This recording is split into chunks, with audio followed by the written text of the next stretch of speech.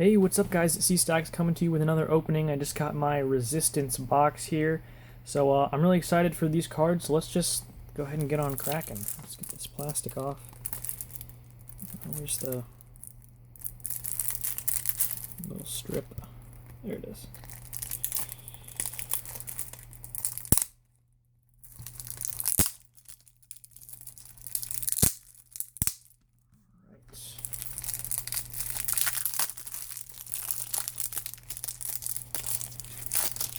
Let's take a look at the box real quick. So, of course, we're in the Children of the Atom arc. It's Volume 2, Issue number 5. We've got Rogue here, Gambit, and Archangel on the front. They all look really cool. Let's take a look at the side of the box here. Sorry, my dog's shuffling around in the background. In this second installment of the Children of the Atom story arc, raise your fist to the sky and stand with the Resistance to oppose the Dark Reign. Recruit powerful allies. Sorry, I'm trying to get it to focus in. Recruit powerful allies to your cause and build a deck that can rail against aggression and repression. So let's go ahead and take a look at these. Alright, so real quick, I'll just kind of gloss over the rule sheet as usual. You can pause and take a closer look if you want.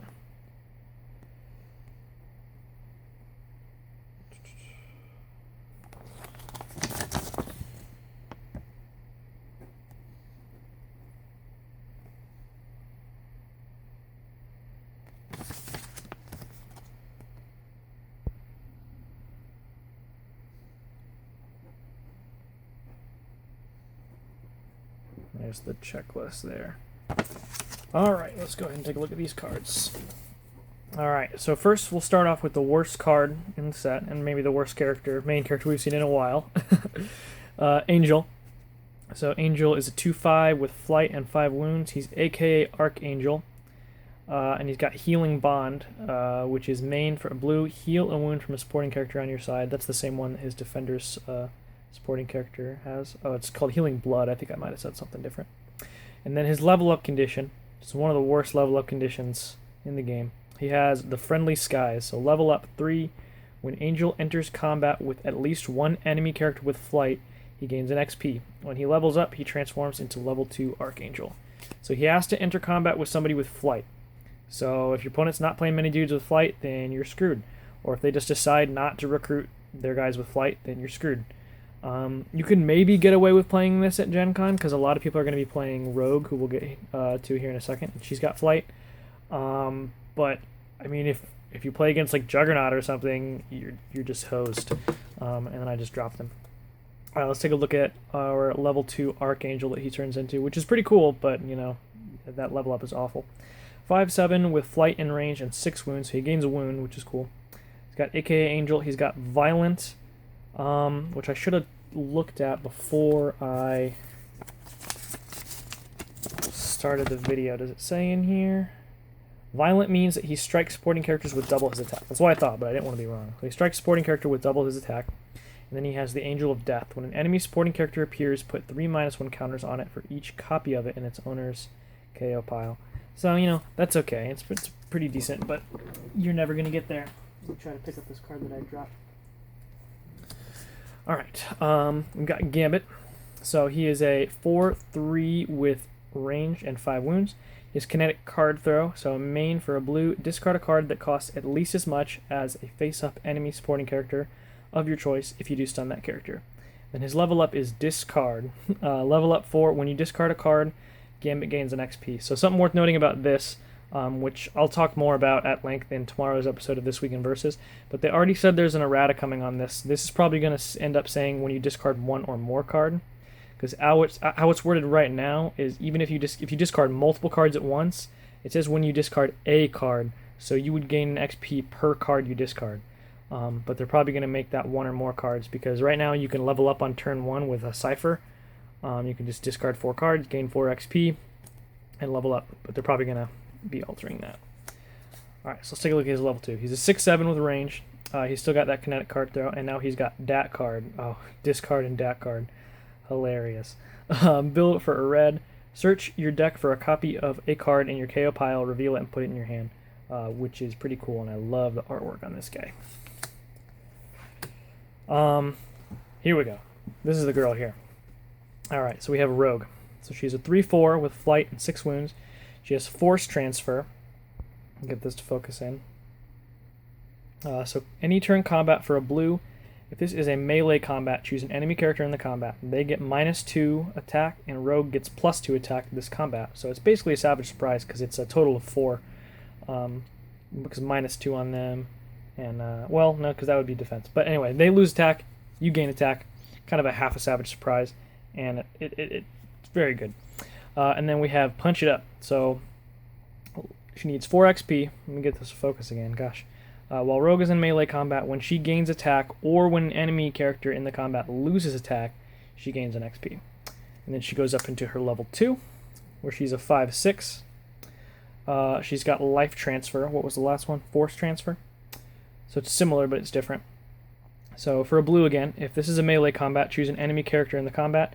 They get -2 defense, and Rogue gets +2 defense this combat. So on level 1, they lose attack and you gain attack. And at level 2, they lose defense and you gain defense. And then Breathe It In, she needs 4 more XP. While Rogue is in melee combat, when she gains defense or when an enemy character in the combat loses defense, she gains an XP. And then finally, you're up to level 3, where you are an 8/8 with 7 wounds. And then she has God Strength. When Rogue enters melee combat, each enemy character in the combat gets -2/-2, and she gets +2/+2 for each of them. So that only works in melee combat, but that is really, really strong. Like, people aren't going to dare team attack against this. It's going to be really hard to stun her. Obviously, she's weak to range, but this card is really good. This is going to be like one of the aggro contenders for the Children of the Atom format. So, really good card. Let's get into these supporting characters here. Here's a really cool card right off the bat. So we have Dr. Nemesis, 1-drop. He's a 2/3 with range and 1 wound. Self-evolved intellect. Characters on your side get double the attack and defense gains from combat plot twists. So that's really good, especially in like multiverse format. You play this in Mystique. Yeah, really, really good.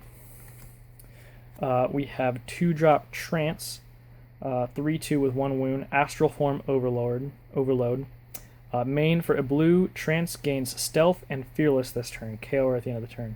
So Stealth can make melee attacks into the back row, and Fearless is double attack while attacking a main character. We have 3-drop Danger, which I think I remember being a pretty cool card. Is 2/6 with 2 wounds. Enhanced Perception. While Danger is in the front row, characters in other rows on your side can't be attacked. So that's kind of cool. That could be really good. I love the artwork on this card. So we have 3-drop Toad. He's a 2/5 with range and 1 wound. He's got Totally Awesome, which is funny. That's a Yu-Gi-Oh card. Anyway, Toad has +3 attack while he's in the front row, and +3 defense while in the back row. So I know we talked about this a little bit on last week's episode of This Week in Versus, where this seems backwards. Like you would want him to have plus defense while he's in the front so he can protect, and +3 attack while in the back row while he's making ranged attacks. But still seems like a pretty good card, and that artwork is killer. Here we go. We got Gambit supporting character.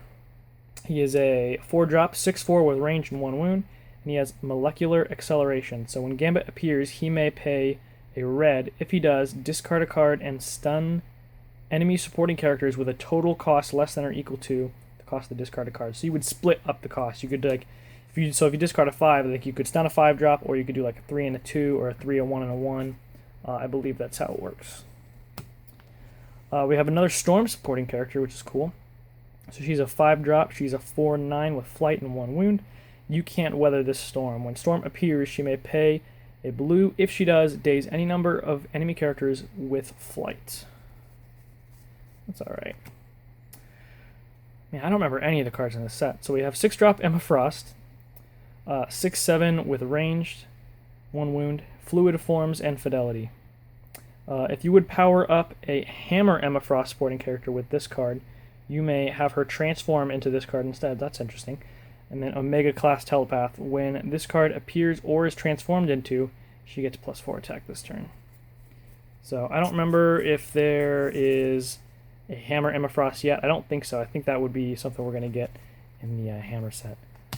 I could be wrong, though. I could just not be remembering. So we have 7-drop Mirage, 7/9 with Flight and 2 wounds. Partial Odin power. When Mirage flies over one or more supporting characters, she may strike one of them. That's kind of cool. I mean, there's just better 7-drops, but it's cool. Okay, this is where the set really shines, I feel like. All these cards, I like all these cards. So we have Great Teacher. That's in any turn combat. Your main character may pay a red. If it does, choose a supporting character on your side in the combat to get +6 attack this combat. Seems pretty good. Here's the really good one. We have Latent Mutation. Your main character may pay a blue. If they do, put 4 -1 counters on an enemy supporting character. So you can play Lightning Bolts, better Lightning Bolts, in any deck now. Now, of course, this can only be used on supporting characters. You can't do this on their main character, thank God. But still a very, very good card. Really good.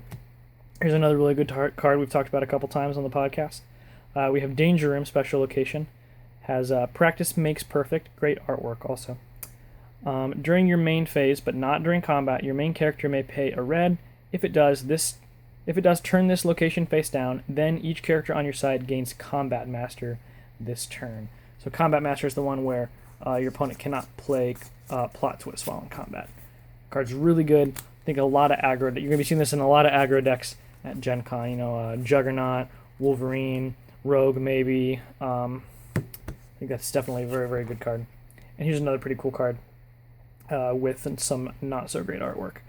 So we have San Francisco, special location. It's got a Real Riot. During your main phase, but not during combat, your main character may pay a blue.